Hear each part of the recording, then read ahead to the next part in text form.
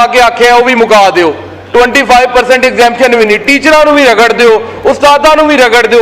Sir मैं ते वेदा पे जिवें जनाजे ते जाईदे ना ते मुंह तरफ किबला शरीफ ते अल्लाह अकबर जेड़ा कह देंदे सर ये सर हो रहा है सर, सब ने नो ही कहना है सर। सर मनना ना मनना सर इन्हां दी सवाब दी दे, बाकी सर मेहरबानी है जे मन लैन जे ना मनन ते तां भी सर इन्हां दी मेहरबानी है। की कह सकने हैं इन्हां नूं सर, पहला उन्हां नूं आंदे ने टैक्स अपना जेड़ा ना फाइलर बनो ते फिर जाया जे, उंज असां तुहानूं जान नहीं देना। मुबीन आरिफ साहब सेलिएंट फीचर्स बताइए। जी अस्सलाम वालेकुम सर। वालेकुम सर इसके अंदर जो मेरा अमेंडमेंट नंबर 20 है सर, इसका जो क्लॉज 6 के अंदर जो पार्ट 1 है सर उसके अंदर ये कह रहे हैं कि नॉन फाइलर सर फ्लाई नहीं कर सकता पाकिस्तान से। सर सारे सबसे ज्यादा फ्लाई करने वाले वो लोग हैं जो दुबई, सऊदीया, मिडल ईस्ट लगा नौकरियां करने जाते हैं सर। तो मेहरबानी करें सर, किन पंगों में लोगों को जो है ना वो डाल रहे हैं सर। लोग बेचारे जो है वो अपनी रोटी से तंग हैं, लोग उधर पाकिस्तान को छोड़ के कमाई करने जा रहे हैं। पहला उन्होंने आंदे ने टैक्स अपना जेड़ा ना फाइलर बनो तो फिर जाया जे, उन जैसा तुहानूं जान नहीं देना। Sir number 2 sir FTR sir, exporters को इन्होंने फाइनल टैक्स रिजीम से सर निकाल दिया, इन्होंने नॉर्मल टैक्स रिजीम के अंदर डाल दिया sir.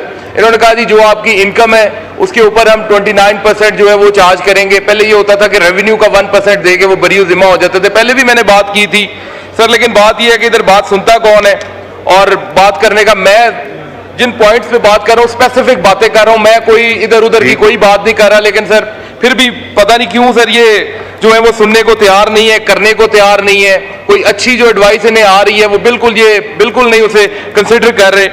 Sir number 3 sir salary tax payer जो है स्लैब सर उनके ऊपर गुजारिश थी सर, जो है थे सर पीछे वही रखे जाएं।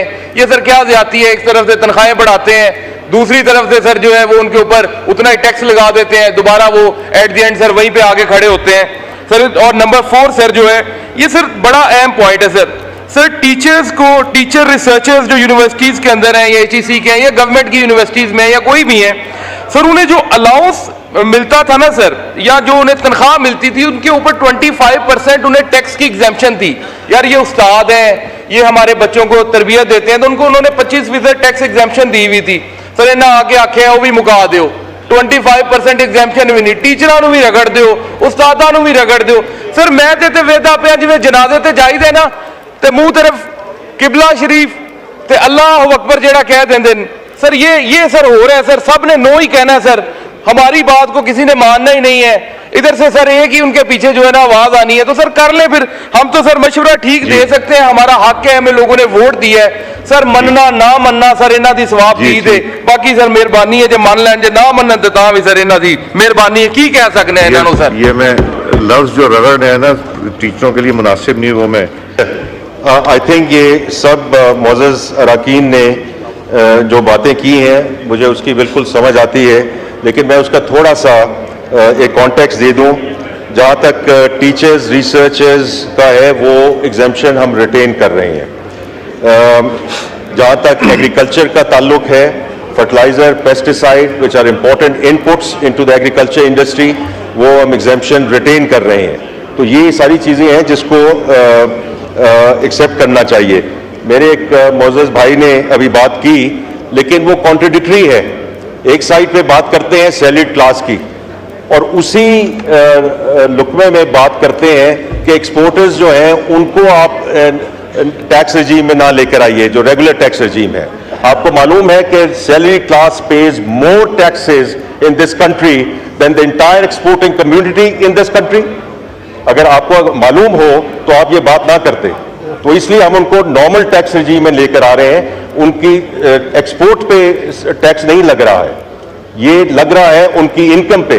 अगर खुदा ना खास्ता उनकी इनकम नेगेटिव है या उनको मुनाफा नहीं हो रहा तो जीरो टैक्स देंगे। तो देखिए ये दोनों चीजें जो हॉरिजॉन्टल इक्विटी की हम बात करते हैं, मैं टेक्निकल बात नहीं करना चाहता, ये दोनों चीजें इकट्ठी नहीं चल सकती हैं। इसी तरह हम जो रियल एस्टेट को अब लेकर आ रहे हैं और ट्रेडर्स रिटेलर्स जो हमारे भाई और बहन हैं उनको लेकर आ रहे हैं, because if we don't do this we will continue to tax the same for more. तो ये बात आप ज़हन में रखिए कि अगर हमने 9.5 से 13% की तरफ जाना है, which gives us some chance of sustainability in this country. अगर हमने रिलीफ देनी है, हमने और चीजें करनी है, हमने अपनी डेवलपमेंट करनी है, अपने पांव पे खड़ा होना है। और जैसे प्राइम मिनिस्टर साहब ने कहा कि ये IMF का आखिरी प्रोग्राम होगा, तो हमें ये सेल्फ रिलायंस लानी पड़ेगी। हमें अपनी रिसोर्सेज जो है इसको इस लेवल पे लेके जाना पड़ेगा कि हम we can then allocate resources in all the areas. जो मेरी बहन ने भी बड़ी अच्छी बात की है in terms of climate change, और जो एनवायरमेंटल साइड पे आप बिल्कुल ठीक कह रही हैं।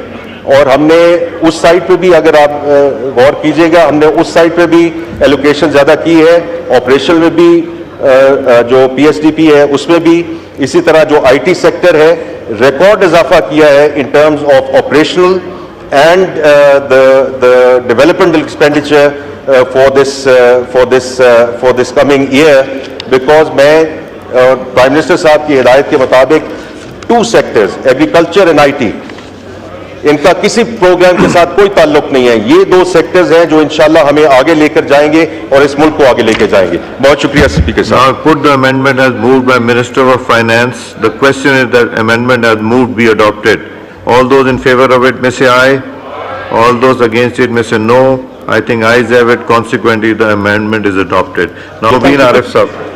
Mubin Sahab, short to the point, जी repetition बिल्कुल, now. मैं टू द पॉइंट ही बात कर रहा हूँ जी। मैं पॉइंट से नहीं आगे जाऊंगा, मैं अमेंडमेंट पे ही बात करूंगा। अली मोहम्मद खान साहब ने बड़ा डिटेल्ड में बता दिए, मेरा नहीं ख्याल के कोई चीज बची है।